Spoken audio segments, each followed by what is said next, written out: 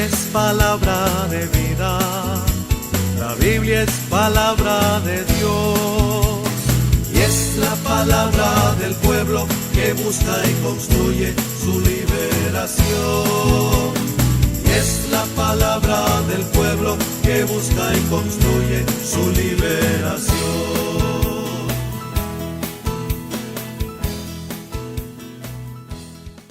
Amigas y amigos en el Señor, muy buenas tardes. Nuevamente aquí en su programa Hablemos de Biblia y Espiritualidad desde Radio Marién, la educadora de la frontera en Dajabón, República Dominicana. Y qué bueno, qué alegría siempre siento al iniciar este programa y saber que es dándonos, que estamos y a la vez recibiendo, porque cuando aportamos, cuando damos, es más luego lo que recibimos de esa gracia de Dios desde los demás. Como sabemos, hemos estado tratando el tema sobre la Eucaristía en este gran marco del tema de los sacramentos, ¿no? Y en ese orden que vamos siguiendo, el primer sacramento, el bautismo, que ya lo vimos, el sacramento de la confirmación, que también lo vimos, y el sacramento de la penitencia, que es la confesión, que también lo hemos visto, y ya tenemos 3 semanas, hoy es la tercera ya, tratando el tema sobre la Eucaristía, este gran sacramento, sacramento de los sacramentos, como hemos también definido por alusión a estos sabios, ¿no? Y conocedores de este tema. Entonces, hoy ya vamos a concluir este gran e importante compartir sobre la Eucaristía, haciendo alusión, como nos quedábamos la semana pasada, sobre las partes de la Eucaristía, las partes de la misa. Y veíamos 4 partes importantes que a la vez se van dividiendo en puntos o en partes también secundarias, cada uno de estas maneras o partes que tenemos en la Eucaristía. Decíamos que esas 4 partes principales eran, primero, los ritos iniciales; segundo, la liturgia de la palabra; tercero, la liturgia eucarística; y el cuarto punto, los ritos de despedida. Son las partes, ¿no? Pero de la Eucaristía, de las misas. A nivel teórico podemos decir, bueno, pero ¿qué importancia tiene esto para la celebración? Recuerden que todo esto lo hemos estado preparando, lo hemos estado viendo para bien conocer lo que fundamenta nuestra fe y poder celebrar también mejor. Porque cuando conocemos, es cuando nosotros verdaderamente ya podemos vivir con más libertad aquello que me es dado. Entonces, la Eucaristía no es para aprender aquí simplemente lo teórico, sino para bien conocer y practicar mejor nuestra fe desde ella. Entonces, estas partes, ¿no?, de la Eucaristía, como hemos visto, el primer punto, los ritos iniciales, como ya dijimos, son ritos de introducción, ¿no?, a la celebración y nos preparan para escuchar la palabra, como sabemos. El punto que sigue, como sabemos, es precisamente la liturgia de la palabra. Entonces, ¿por qué los ritos iniciales hacen alusión a esa preparación a la palabra? Bueno, recuerden, porque hemos estado insistiendo, la palabra de Dios que leemos, que escuchamos en la celebración eucarística, es también una manera de comulgar, porque la manera en la que Jesús se nos da a todos nos hace uno con Él y uno entre los demás en la asamblea. Por lo tanto, escuchar la palabra tiene que tener una preparación especial, porque es la disposición para yo no solamente escuchar, sino escuchando, hacer mía luego esa palabra y descubrir el mensaje que a mí directa y personalmente me quiere dar Dios, y a nivel comunitario. Entonces, es una preparación, los ritos iniciales para escuchar la palabra, para nosotros disponernos a luego ponerla en práctica. También la lectura de la palabra es sumamente importante, como hemos dicho, porque es Dios que habla a su pueblo y renueva su alianza con él.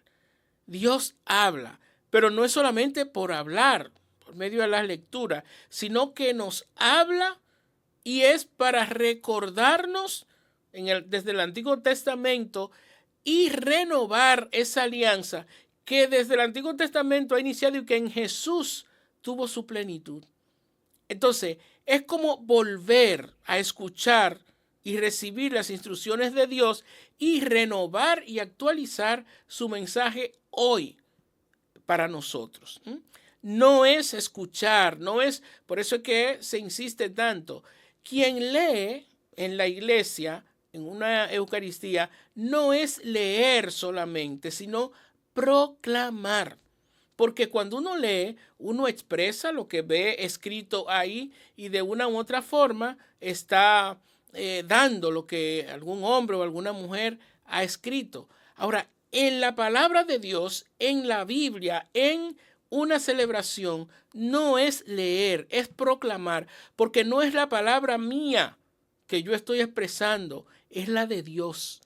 Y la de Dios, la palabra de Dios, que se renueva en ese momento para decirme a mí algo que el mismo Dios me quiere transmitir, que está, por supuesto, en el mensaje como tal de la palabra, pero también en ese misterio en el que Dios se da sin que nosotros a veces nos demos cuenta. Es por eso que muchas veces yo he leído esta lectura varias veces, sin embargo, hoy yo descubro algo que yo no había visto. ¿Por qué eso? La palabra de Dios también es misterio. No misterio para meternos miedo o misterio porque algo esté muy oculto. No, misterio porque es la manera de Dios actuar hacia nosotros y que es siempre renovado, siempre es novedoso. Entonces, la realidad es ver cómo nosotros nos preparamos para escuchar esa palabra y luego hacerla nuestra para poner en práctica ese mensaje. Como sabemos, la palabra de Dios, ¿no?, en una celebración está presidida por lo que nosotros llamamos la monición. Son obligatorias hacer monición, o sea, la manera de preparar a la persona para escuchar la palabra no es obligatorio. La palabra de Dios por sí sola habla y nosotros también nos disponemos para ella. Ahora bien, una monición siempre es buena también porque es la invitación a nosotros disponernos. Por ejemplo, la monición de entrada debe ser una invitación o una motivación. Esto es importante. Invitación y o motivación para disponerme a celebrar a Dios Padre, a Cristo Jesús y al Espíritu Santo en comunidad, dispuesto a escucharlo y hacer lo que nos dice por medio a lo que es su vida, ¿no?, para nosotros a nivel personal, pero también para la comunidad, que es su palabra.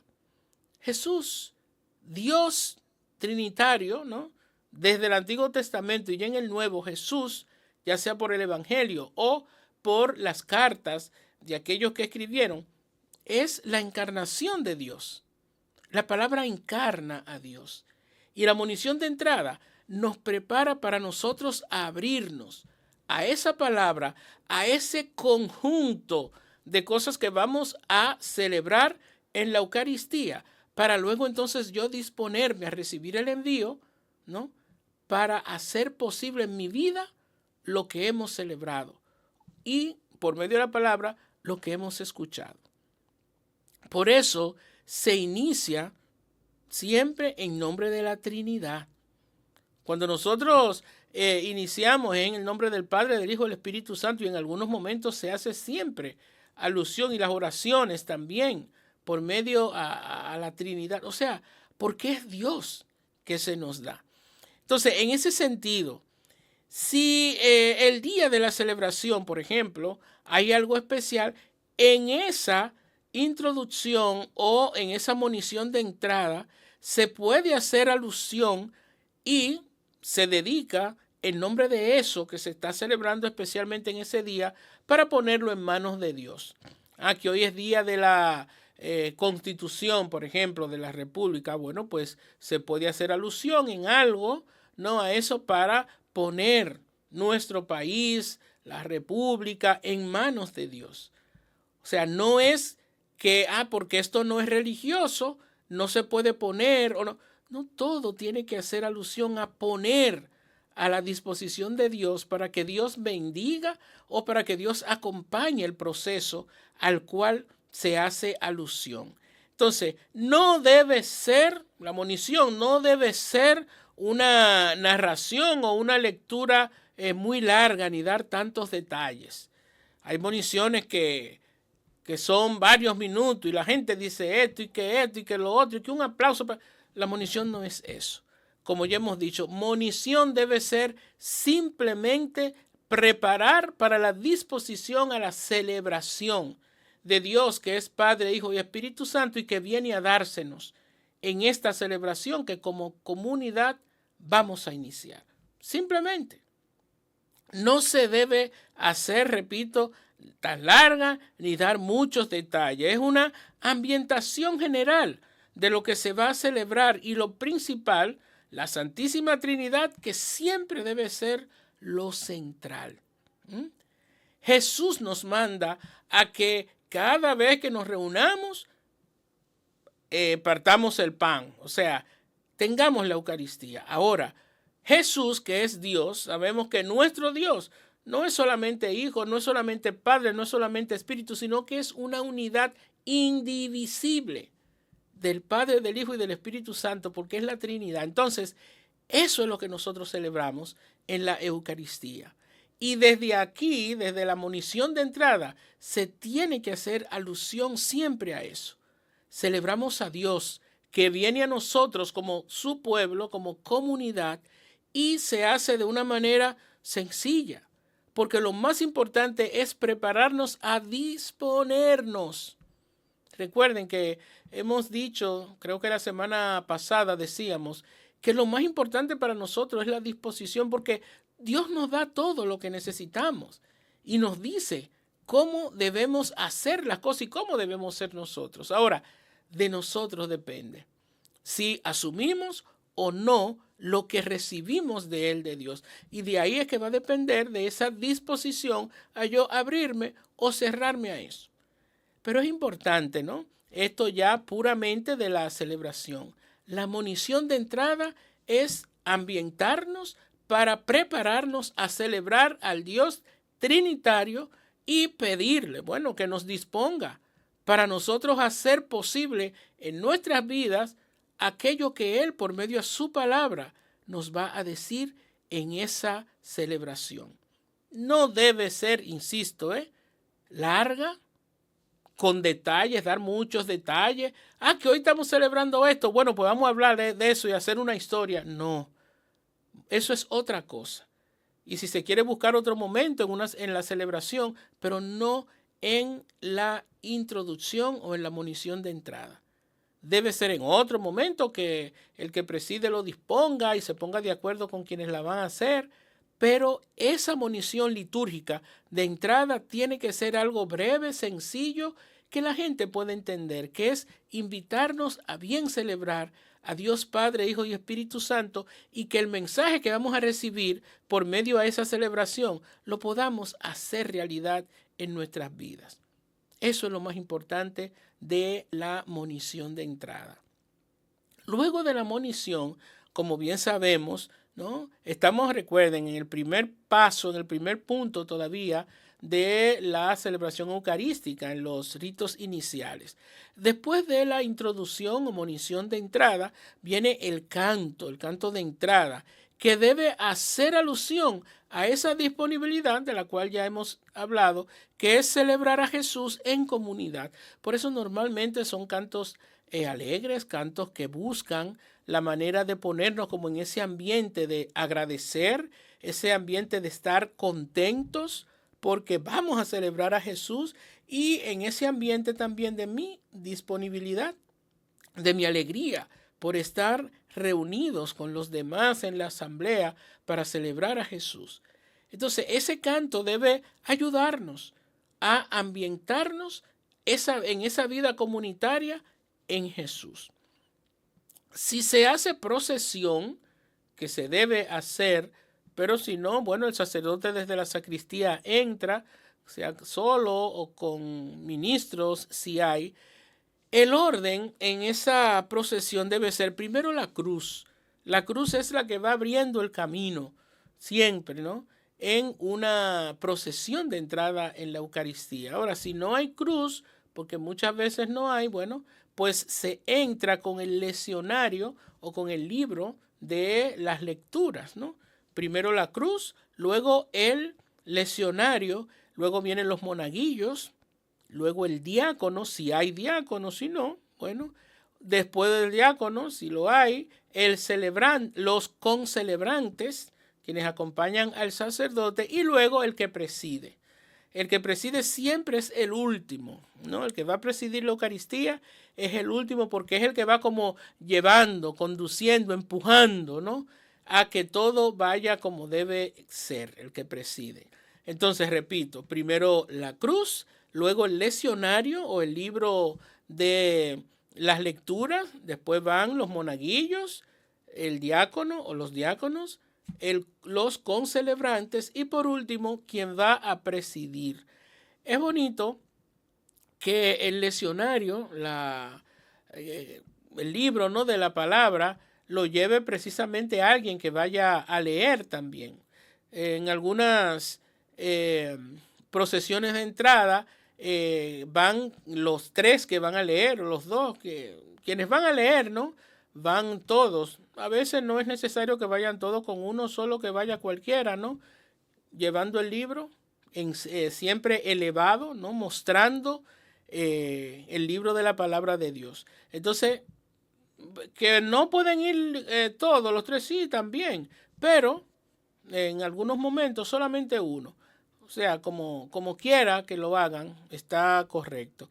Y también se pueden incluir en esa procesión de entrada algunos símbolos que hacen alusión a el tema o el sentido de la celebración que se va a tener. Que hoy toca la parábola del sembrador. Bueno, pues quizás es bonito y se puede que un símbolo en esa procesión de entrada sean semillas, por ejemplo, o algunos utensilios de la agricultura, haciendo alusión, ¿no?, a ese tema que hoy toca conversar o del cual vamos a tratar. Entonces, todas estas cosas son bonitas también, pero el significado también para la asamblea, para la comunidad, todo debe hablar en el sentido de que lo que vamos a tratar en la palabra ya no sea como tan sorpresivo, sino que tengamos una idea. Quien ve semilla ya se hace la idea de que, bueno, hay siembra. Pues cuidado, si es que la parábola del sembrador. O sea, como esa manera de ir preparándonos, ¿no?, para luego disponernos, como ya hemos dicho, para la celebración. Entonces, en ese sentido, también es importante que en esa procesión lo hagamos consciente de que yo voy a trabajar para que el mensaje que se va a dar sea entendido, sea entregado de la mejor forma posible. Ya luego, como hemos dicho, ¿no?, se tiene la señal de la cruz cuando se llega al altar, ¿no? Y aquí vienen momentos muy importantes que la gente a veces pregunta o le da vergüenza a veces porque no sabe, pero señores, todo lo que no comprendamos, todo lo que nosotros veamos que no, como que no tiene una explicación, es bueno preguntarla, porque preguntando es que vamos aprendiendo. ¿Por qué al llegar el sacerdote y el diácono, los diáconos besan el altar? Vamos a explicar un poquito más adelante la importancia del altar en una celebración. Ahora, traigo un poquito, ¿no? Sobre esa importancia, aunque vamos a profundizar un poquito más. El altar, al iniciar una celebración, el altar es el lugar más importante en una celebración en el templo. El Santísimo, nosotros sabemos que contiene a Jesús, sacramento viviente, como hostia consagrada. En el Santísimo está, en el sagrario. Cuando empieza la misa, el sagrario pierde importancia y lo toma totalmente el altar, por lo que vamos a decir ahorita más profundo, porque el altar es donde Jesús desciende y se hace presente. Entonces, en ese sentido, el sacerdote o el diácono, ¿verdad? Los ministros consagrados besan el altar como manera de adorar a Jesús, no el altar solamente como objeto, sino asumir que Él se hace presente ahí y por eso merece esa reverencia. Luego ya cuando en la consagración se hace verdaderamente presente, se adora. Pero en ese momento se venera con un beso en el altar, una genuflexión y luego ya inicia, se va a la sede y ahí ya con el saludo, ¿no? La señal de la cruz, como hemos estado diciendo, en el nombre de la Santísima Trinidad, Padre, Hijo y Espíritu Santo, iniciamos esta celebración porque es en honor a Dios Trino que celebramos, ¿no? Después de ese beso al altar, la señal de la cruz, y el sacerdote entonces saluda a la asamblea, que pueden ser con unas palabras alusivas al tema que se va a tratar, a lo que se va a leer desde la palabra y a algo que se esté celebrando de manera especial en ese día. El que preside hace estas cosas. Luego viene el acto penitencial, que, como hemos dicho en otros momentos, la invitación es que para celebrar con dignidad ese acto tan importante de la Eucaristía, hay que reconocer el que yo no he actuado quizás de la mejor manera posible en mi vida hacia los demás, que es actuar también así hacia Dios, porque Dios se hace presente en los otros. Entonces, el acto penitencial, ese pedir perdón, el piedad, el yo confieso, luego el canto del piedad o el rezo del piedad, lo que hacen alusión a eso es a ese arrepentimiento. Y después de ese arrepentimiento, yo me comprometo a no volver a hacer esas cosas, ¿no? Entonces pedimos perdón a Dios, pero como si lo estuviéramos haciendo al otro, a quien yo reconozco que he ofendido. De nada me sirve a mí decir Dios perdóname si no voy donde a quien yo he ofendido a pedirle perdón. Yo me represento en Dios a esa persona, pero aunque le pida perdón a Dios, es a esa persona donde debo ir. A Dios porque es una criatura suya, como lo soy yo también. Pero el arrepentimiento conlleva a que yo me acerque y me humille pidiendo perdón por la ofensa que le he propiciado a esa persona. Luego de el piedad y ese arrepentimiento, ¿no? Por ese acto penitencial, por ese reconocimiento, cuando es domingo o un día de fiesta especial se canta el Gloria. El Gloria es ese glorificar a Dios luego de mi arrepentimiento. Por eso es después que yo reconozco mi debilidad, mi falta, pido perdón, reconozco el perdón de Dios hacia mí y entonces lo alabo, lo glorifico. ¿Cómo puedes tú decir, como nos dice la misma palabra, que amas a Dios a quien tú no ves y no estás más bien amando a tu hermano, a tu hermana, a quien sí ves? Entonces el Gloria hace alusión a esto, a que ya yo me he puesto en paz con Dios y con los demás. Entonces ahora sí voy a glorificar a Dios limpio ya y arrepentido de lo que yo he hecho. Y el Gloria es eso, reconocer que he sido perdonado por mi arrepentimiento y mi humillación, y entonces glorifico a Dios. Luego del canto del Gloria viene la oración colecta. Es esa oración que hace el sacerdote con las manos extendidas antes de escuchar la palabra. Entonces, esta oración que se llama así colecta porque es recoger lo que ha acontecido hasta ese entonces, es decir, esa manera de disponernos para recibir a Dios en nuestras vidas, para celebrarlo, la manera de yo reconocer mis debilidades, mis ofensas, pedir perdón, la forma en la que yo glorifico ya perdonado, arrepentido y glorifico no a Dios. Entonces yo recojo todo eso para agradecer a Dios y para buscar la manera de permanecer en esa gracia. Que la gracia siempre la tengo, porque Dios me la da. Ahora, yo me abro a ella, yo actúo como aquel agraciado o aquella agraciada por tener a Dios en mí.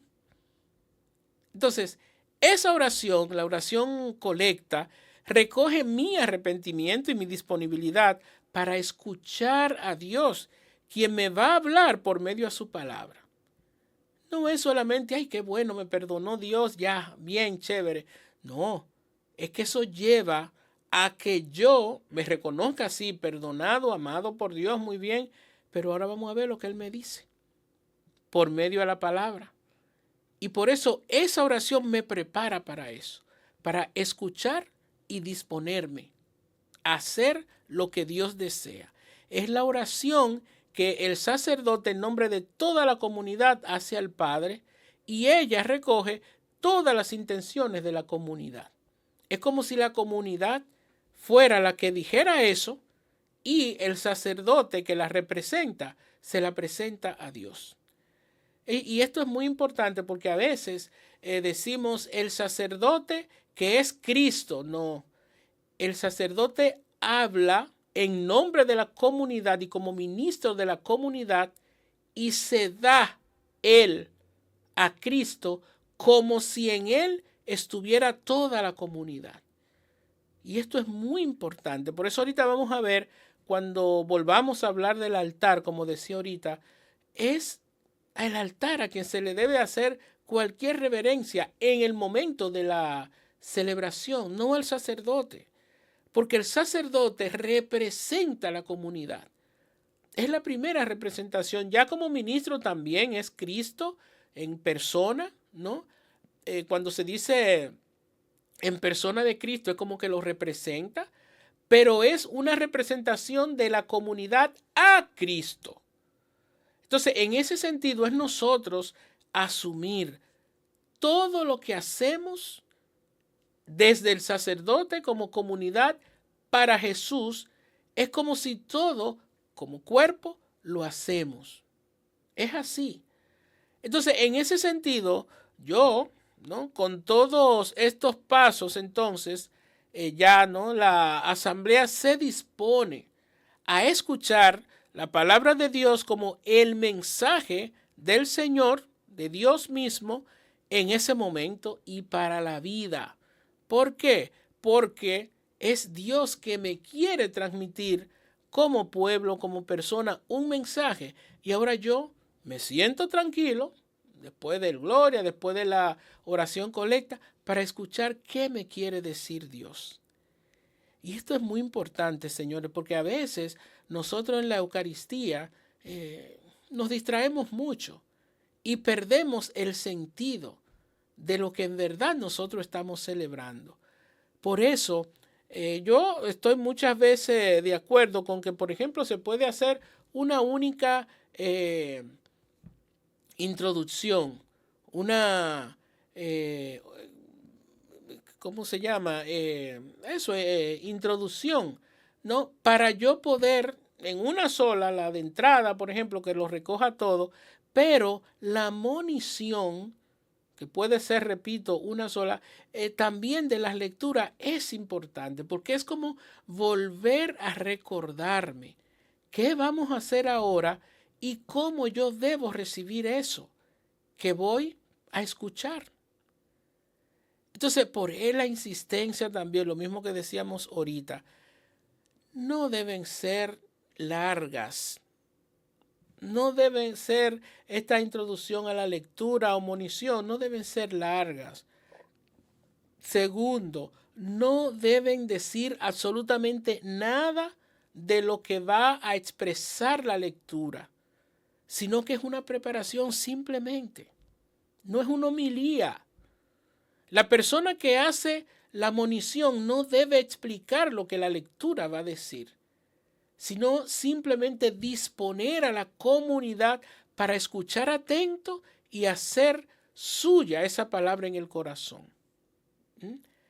Entonces, la liturgia de la palabra, que es lo que después de la oración colecta sigue, ¿no?, en una celebración, es como lo indica el nombre, liturgia, celebración de la palabra.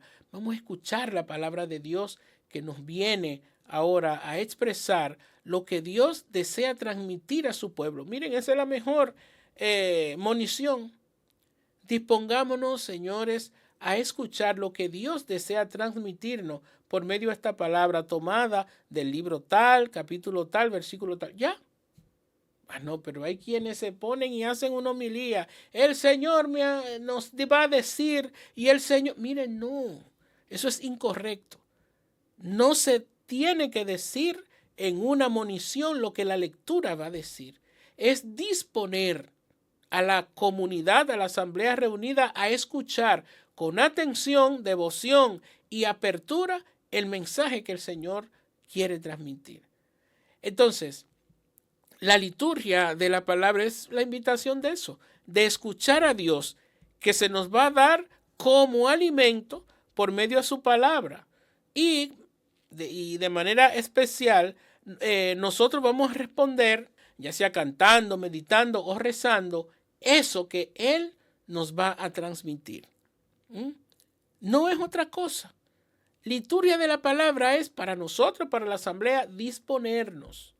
Ustedes no ven que hasta el padre se sienta, porque el padre, el sacerdote, el diácono, el obispo, también escucha, porque el mensaje es también para nosotros. Entonces, en ese sentido es escuchar con atención, con devoción y apertura el mensaje que Dios nos va a dar. Entonces, esa primera parte de la liturgia, ¿no?, la lectura comprende la primera lectura, el salmo responsorial, la segunda lectura, si es domingo, si es día de semana, sabemos que solamente hay una primera lectura, el salmo y el evangelio. Ahora, si es domingo, sabemos que es primera lectura, salmo responsorial, segunda lectura y el evangelio. En la liturgia de la palabra también está comprendida la homilía, o sea, la explicación de la palabra que se ha leído, buscando la manera de que podamos comprender de una manera especial o de una manera más clara ese mensaje que Dios nos ha querido ofrecer. Entonces, en ese sentido, lecturas y homilía, ¿no?, propiamente dicho. Pero también está el credo en esta parte y la oración universal o las peticiones. Entonces, miren, la primera lectura normalmente, fuera del tiempo de Pascua, siempre es tomada del Antiguo Testamento. Y es Dios que habla a través de la historia del pueblo o de su pueblo y ese acompañamiento que Él le ha dado siempre desde el principio por medio a los profetas. Ese es el Antiguo Testamento. Dios que se hace presente en la realidad del pueblo para mostrar que siempre ha estado con Él y seguirá estando con Él. Luego viene el Salmo, que es una alabanza. Es el pueblo que agradece a Dios, que le pide a Dios, que busca en su historia ver cómo Dios se ha hecho presente y qué le pide. Pero es un cántico, por eso lo recomendable es que litúrgicamente se cante siempre el Salmo, cuando se tengan los medios, ¿no? Cuando no, bueno. Pero eso es importante, el Salmo siempre un canto, ¿no? Luego la segunda lectura normal siempre es del Nuevo Testamento y es Dios que habla a través de Jesús mismo como palabra de Dios o por medio a los apóstoles o aquellos que acompañaron también a los apóstoles, ¿no? Pero es Dios en su nueva alianza que habla al pueblo. Después el evangelio, como bien sabemos, es la palabra de Dios, esa palabra de Dios hecha carne en Jesús y que viene a mostrarnos qué Él me dice hoy a través de esa palabra para que yo pueda entonces llegar a ser como Él. Está presidida, como sabemos, por el canto de Aleluya o la aclamación, que es una manera de invitarnos a disponernos, a escuchar y para luego desde esa proclamación hacer mía esa manera de Jesús dársenos por medio a su palabra, por medio a su vida. Evangelio es eso, vida de Jesús mostrada, ¿no? Desde lo que Él mismo fue y vivió. Luego, como ya decíamos, la homilía es el celebrante que explica la palabra de Dios. Miren, es muy importante. Ya esto lo hemos dicho, pero hay que enfatizarlo porque es que a veces como que nos llevamos del gusto, de la emoción. Y es en relación a lo que decíamos ahorita de las moniciones.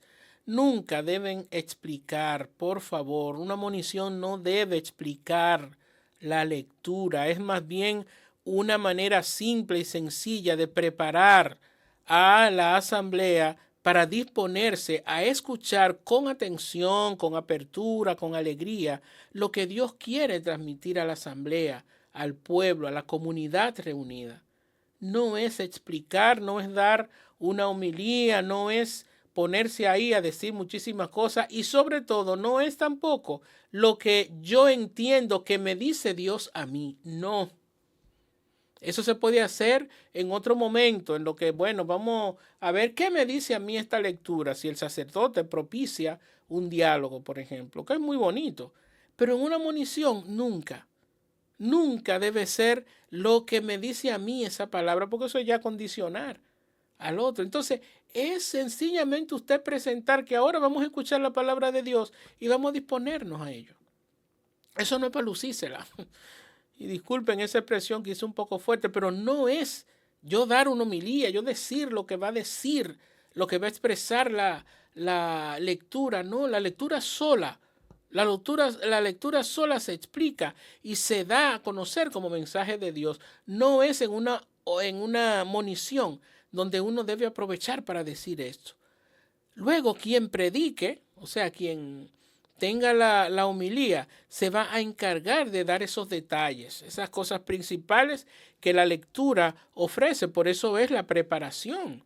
Quien preside tiene que prepararse para saber qué dice esa lectura a través de la misma teología, de la tradición de la iglesia y todo lo demás. Pero no en una monición de las lecturas o de entrada. Muchas veces en una monición se cometen errores de estar explicando, incluso de estar leyendo mensajes leídos por ahí de esa lectura, y eso no se debe hacer. La monición, y ya con esto termino este punto, es un preparar a la asamblea a escuchar la palabra de Dios para luego poner en práctica en la vida cotidiana, en la vida personal, eso que nosotros vamos a escuchar. Nunca explicarlo. La homilía, quien preside se va a encargar de eso. Entonces, miren, esa liturgia de la palabra, como hemos dicho, concluye con dos partes muy importantes que están dentro de ella, que es lo que decíamos, el credo y la oración de los fieles. Miren, en el credo es importante que nosotros conozcamos qué es nuestro credo y qué es lo que decimos ahí, porque a veces es como aprendérnoslo y decirlo ahí de memoria y ya. Después de escuchar la palabra de Dios, nosotros confesamos nuestra fe, porque eso es el credo, confesión de fe. Ahora, ¿fe en qué? Nosotros hacemos 5 confesiones en el credo. Primero, que creemos en el Dios trinitario.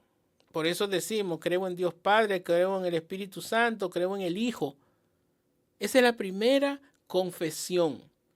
Creo en Dios Padre, Hijo y Espíritu Santo.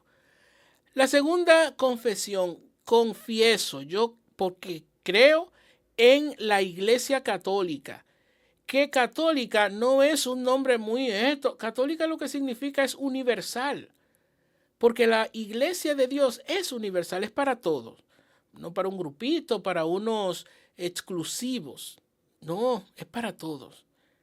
Entonces es la segunda afirmación o confesión de fe. Creo en la Iglesia Católica Universal.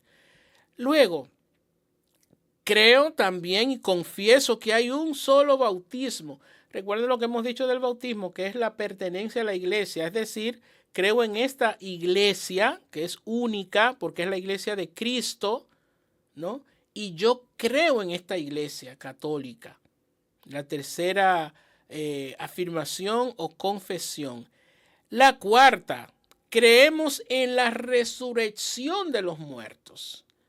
O sea, nosotros no tenemos una fe vana y simplemente así por así. No, yo creo que sí vamos a resucitar porque Cristo resucitó. Y la quinta y última afirmación o confesión que hacemos en el credo es que creemos en la vida eterna. ¿Qué significa vida eterna? Vida en Cristo. Vida en Cristo, muy de la mano con lo que es la resurrección. Pero yo hago alusión ahí porque esas 5 confesiones son las que caracterizan y determinan nuestra fe como iglesia cristiana. Creo en el Dios que es uno, Padre, Hijo y Espíritu Santo. Creo en la iglesia católica, en la iglesia universal. Creo en la confesión de un solo bautismo. Creo en la resurrección de los muertos y creo en la vida eterna. Eso es lo que nosotros hacemos. Por eso en algunos momentos quien preside, en vez de rezar todo el credo verbal, ¿no?, le hace preguntas. ¿Usted creen en esto? Y uno va diciendo, sí, creo. Bueno, son 5 preguntas. Esas 5 creencias, esas 5 profesiones de fe en nuestro único credo, entonces la expresamos. Y después, como decíamos, la oración de los fieles, o sea, las peticiones, como le llamamos, es un rezo, ¿verdad?, que hacemos los unos por los otros y por la necesidad de todos y del mundo entero. No es solamente pedir por lo que ahí estamos, por lo de la iglesia incluso, no es por todo, por el mundo. Porque es pedir para que Dios se haga presente y nosotros nos abramos a ese Dios y podamos entonces universalizar la fe para hacernos uno, todos y uno con Jesús.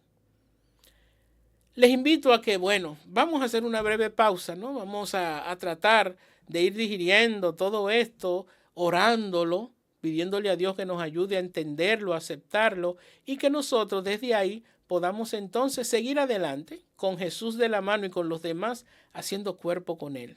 Vamos a escuchar una hermosa canción que también hemos preparado, ¿no?, para todos ustedes y pedirle al Señor que Él nos ayude a hacernos uno con Él, viviendo la fe de la manera que Él nos ofrece. Seguimos en breve.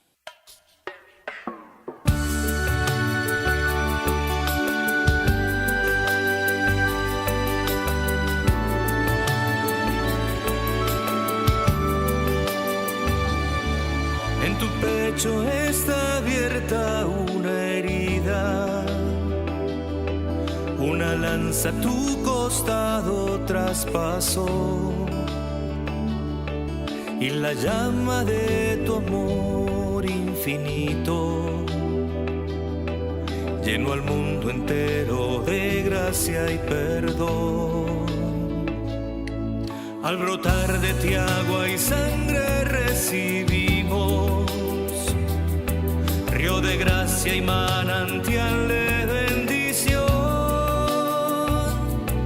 Das tu cuerpo y sangre como pan y vino, Dios eterno en humanado corazón.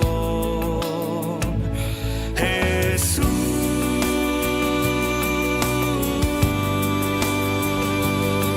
Señor, yo confío en ti. Jesús,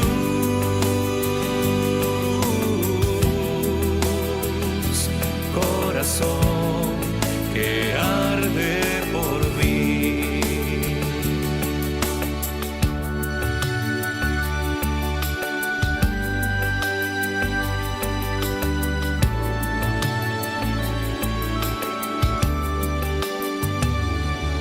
Eres rostro pobre que muestra el camino, Eres centro de toda la creación. Siendo Dios nos llamas a ser tus amigos. Siendo Rey te haces sufriente servidor. Aun entre clavos y espinas das alivio, porque humilde y manso es tu corazón. Buen pastor que buscas a quien se ha perdido. Eres tú la vida y la resurrección. Jesús,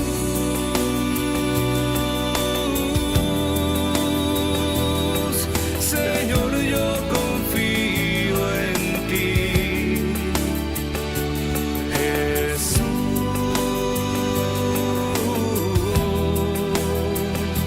corazón que arde por mí, y en mí quieres hacer morada, sabiendo que nada puedo hacer sin ti, llamándome a servir porque me amas y soy solo para ti.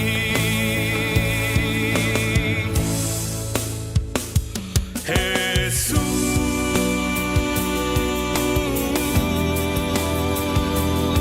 Señor, yo confío en ti. Jesús,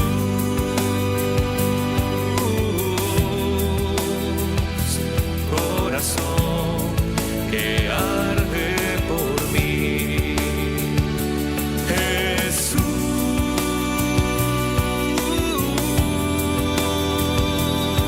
Señor, yo confío en ti.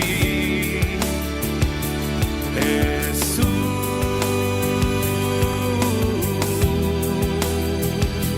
corazón que arde por mí.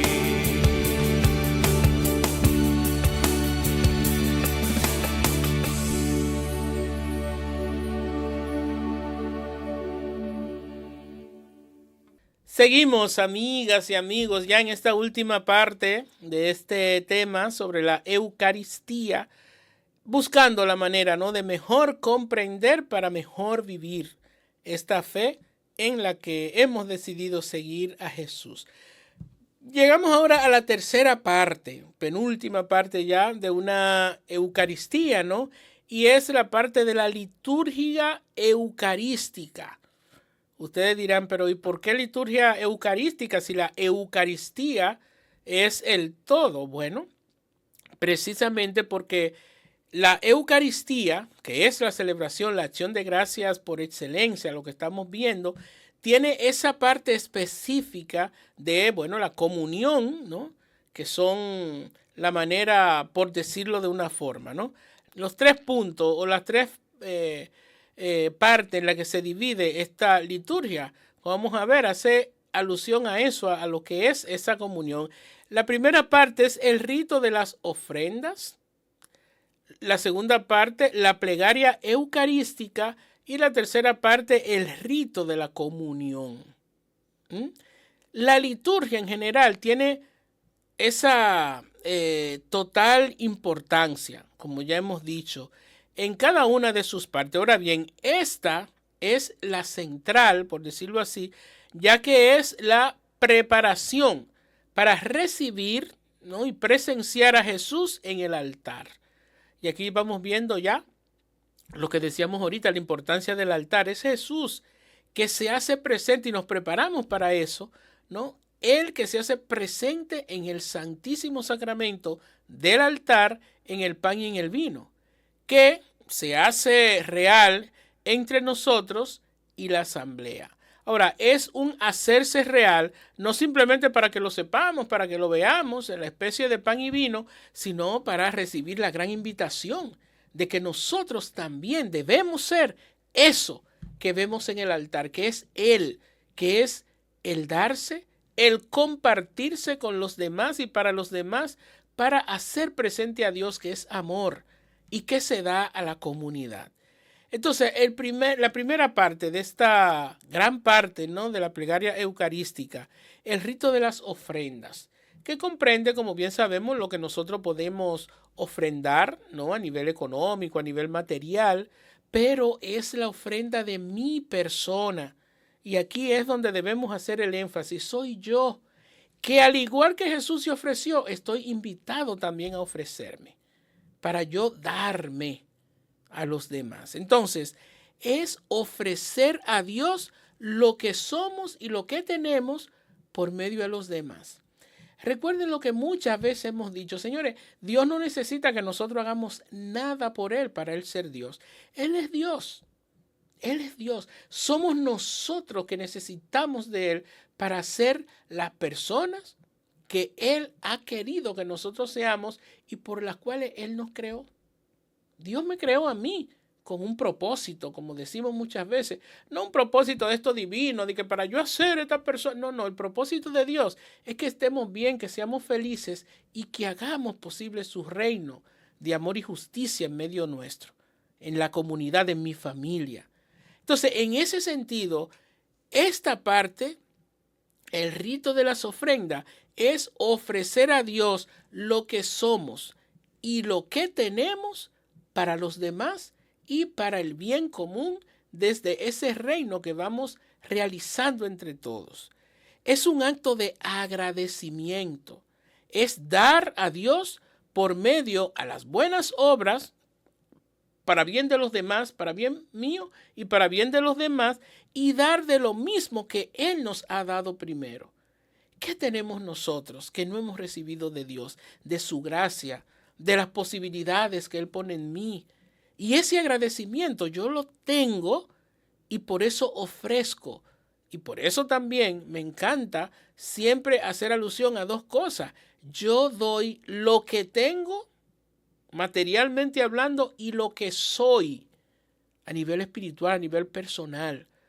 Porque nadie debe ofrendar a Dios en los demás si no es ese mismo ser para amar y para servir a otro. Entonces, el dar, el ofrendar, no es solamente de lo material, sino de lo que yo también soy como persona.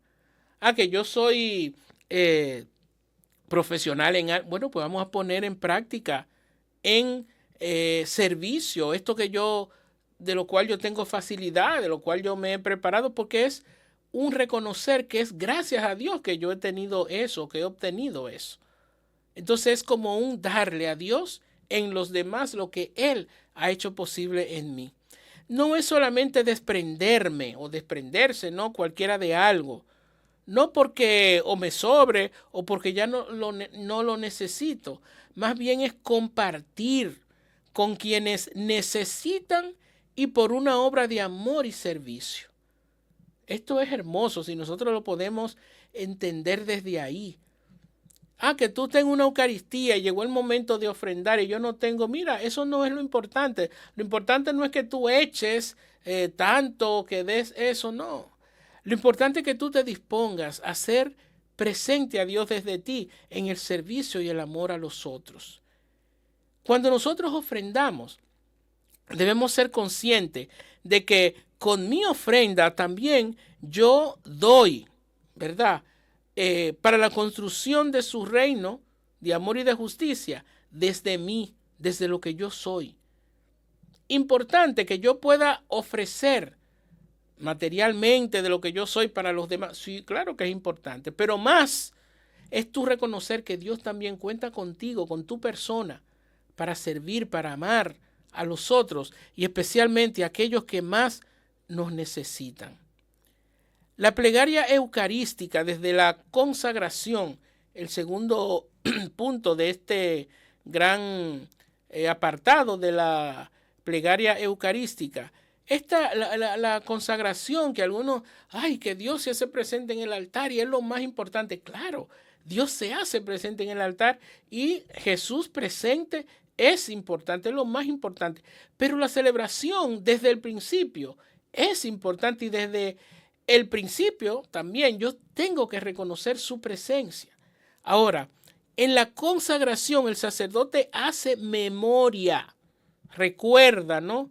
La última cena de Jesús, cuando él pronunció esas palabras y el sacerdote las retoma.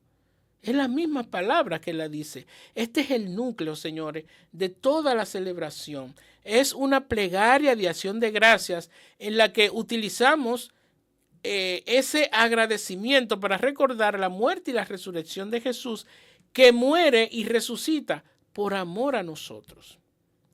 En una celebración, señores, no hay esa separación entre Dios y los seres humanos, separados, divididos. No, es una unidad perfecta que ha partido de Dios, porque Él es el que ha querido y la ha hecho posible primero, y que va a depender de la apertura nuestra. Para nosotros entonces, al abrirnos, ¿no?, a esa posibilidad que Dios pone en nosotros, entonces hacernos uno con Él. Entonces, consagración es Dios que viene al altar y se hace presente y me invita a mí a hacerme uno con Él. Por eso es tan importante que estemos atentos, que pongamos atención, que podamos vivir la Eucaristía, porque cada momento, como hemos estado viendo, es importante.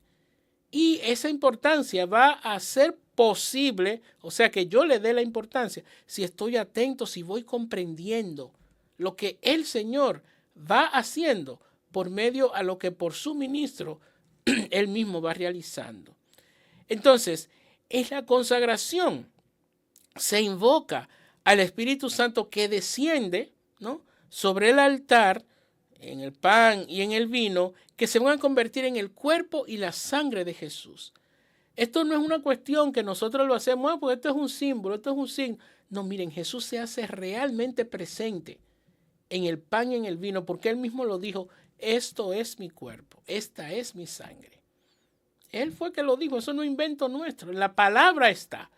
Entonces, en ese sentido, no vamos a decir ahora no que las iglesias que no tienen a Jesús no son verdaderas. Esto no se trata de ser verdadero o no. Esto se trata de celebrar a Jesús, que nos invita a hacer lo que Él hizo para recordarle y para vivirle. Entonces, no estemos pensando en lo que los otros pueden estar haciendo de más o lo que les falta, no. Es nosotros celebrar para ser presencia de Jesús, para ellos, para los de nuestra iglesia y los de las otras iglesias también. Presencia de Jesús.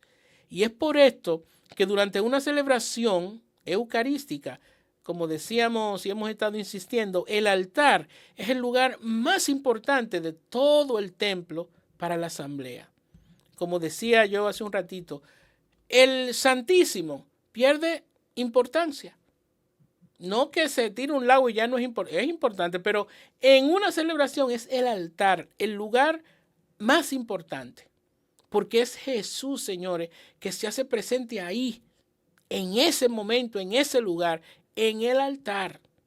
Por eso en el altar no deben haber cosas como que no, yo respeto, ¿no? Pero un sacerdote que los lentes se lo quite y lo pone sobre el altar, que una hoja de cualquier cosa ahí está, que un libro, que... No, miren, no. El altar donde Jesús se hace presente debe estar reservado de la mejor manera posible. No cualquier cosa debe estar ahí. Y al él hacerse presente, todo lo que está sobre el altar queda consagrado también, queda bendecido. Por eso es solamente el sacerdote, el diácono, el obispo, ¿no? O sea, los consagrados, ordenados, quienes deben besar el altar y tocar el altar. Por eso ustedes ven que cuando en la procesión de entrada o ya cuando se va, ¿no?, cuando se termina, el sacerdote, el diácono, el obispo besan el altar. No, ni los monaguillos, ni el presidente de asamblea, ni nadie que no sea consagrado, no. Solamente los ordenados, sacerdotes, diáconos y obispos, deben besar el altar en una celebración. Entonces, esta es la razón por ella, ¿no?, ante cualquier reverencia que tengamos que hacer en una celebración, señores, es al altar, no es al sacerdote. Hay muchas personas que uno le explica esto y dice, pero ¿y cómo va a ser si siempre ha sido así? Sí, porque no hemos aprendido de forma correcta. no es el sacerdote a quien se le hace reverencia, es al altar, porque el altar es objeto de adoración en ese momento. No porque uno que no es Dios, no, es porque Dios está ahí, porque es lo que Él contiene, lo que el altar contiene, que es la presencia de Dios real. Entonces, el sacerdote, como explicábamos al principio, representa a la comunidad.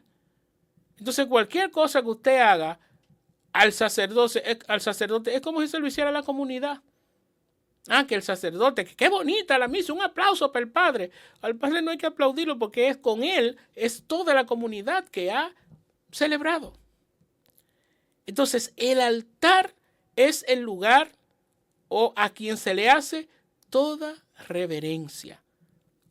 Usted acaba de leer, no se dé la vuelta de que para hacerle reverencia al padre no es al sacerdote, no es al ministro, es al altar. Usted no le está faltando el respeto a un ministro, sacerdote, obispo, diácono, porque no le haga una reverencia en una celebración. En el momento que usted termine de leer o cuando usted no ve que cuando se cruza por delante del altar se hace la reverencia. Es al altar, no es a quien preside. Entonces es importante que nosotros reconozcamos esa realidad. El altar es el lugar más importante en una celebración porque es donde Cristo se hace presente. El sacerdote representa a Cristo Jesús en nombre de la comunidad. Y a quien se le hace reverencia es al altar, no al que preside. El último punto de esta parte ya de la liturgia eucarística es el rito de la comunión, que es compartir a Jesús para nosotros entonces ser como Él. Y es donde nosotros tenemos también que hacer el énfasis. Comulgar, señores, el pan y el vino no es solo comer a Jesús vivo y real, por supuesto.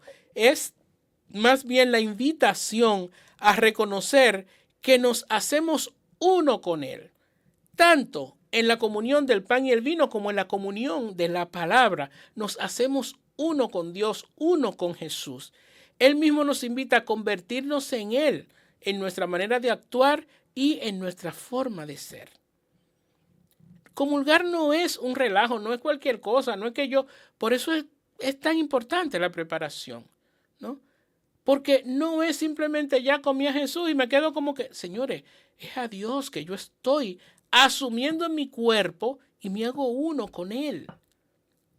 Y eso es importante que nosotros lo asumamos y así lo vivamos. Comulgar es hacerme uno con Jesús materialmente, que me invita luego a que como me he hecho uno con Él, actuar como Él.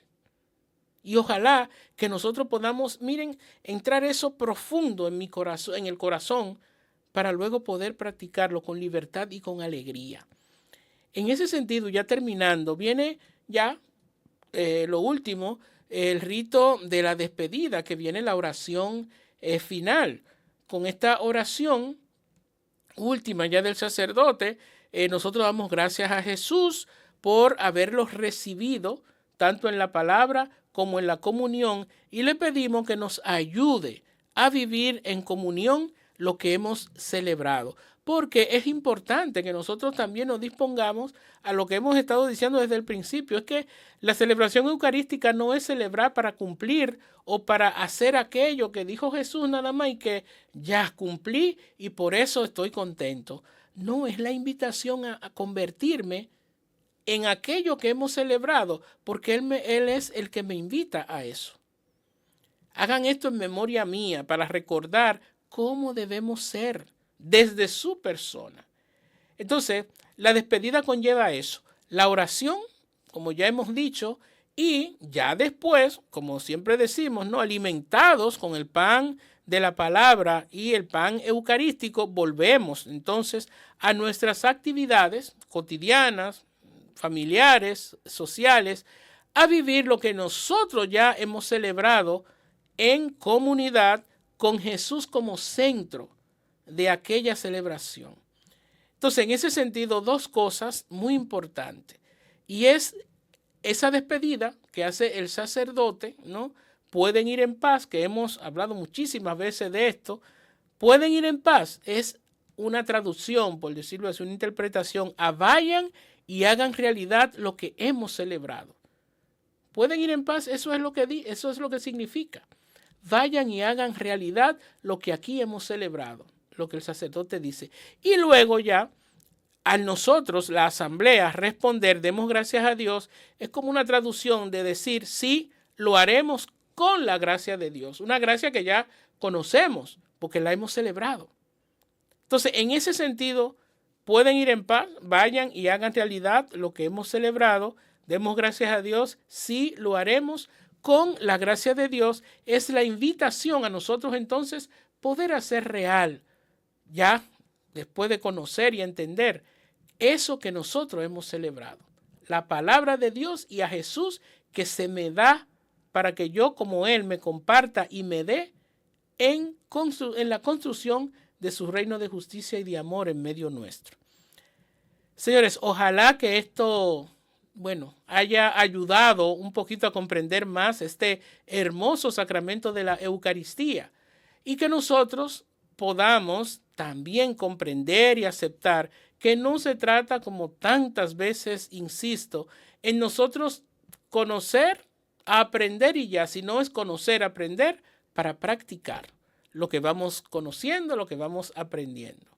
Que Dios les bendiga, que Dios les acompañe y que esto se haga realidad en nosotros, que podamos vivir a Jesús más plena e intensamente en nuestras vidas, de una forma más real, más humana, porque Él es el divino y Él nos invita a desde su divinidad hacerse real en mí, en mi humanidad y poder entonces hacerlo a Él vivo y actuante en mi vida, en nuestras vidas.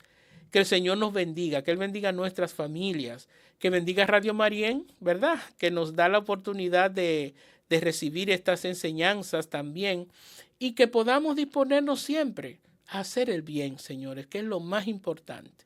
Siempre insisto, no importa la iglesia, lo importante es hacer el bien como lo hizo Jesús para la construcción de su reino de amor y de justicia en medio nuestro.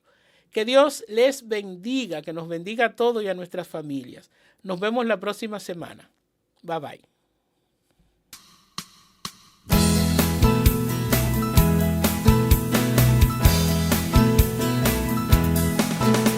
La Biblia es palabra de vida, la Biblia es palabra de Dios y es la palabra del pueblo que busca y construye su liberación. Y es la palabra del pueblo que busca y construye su liberación.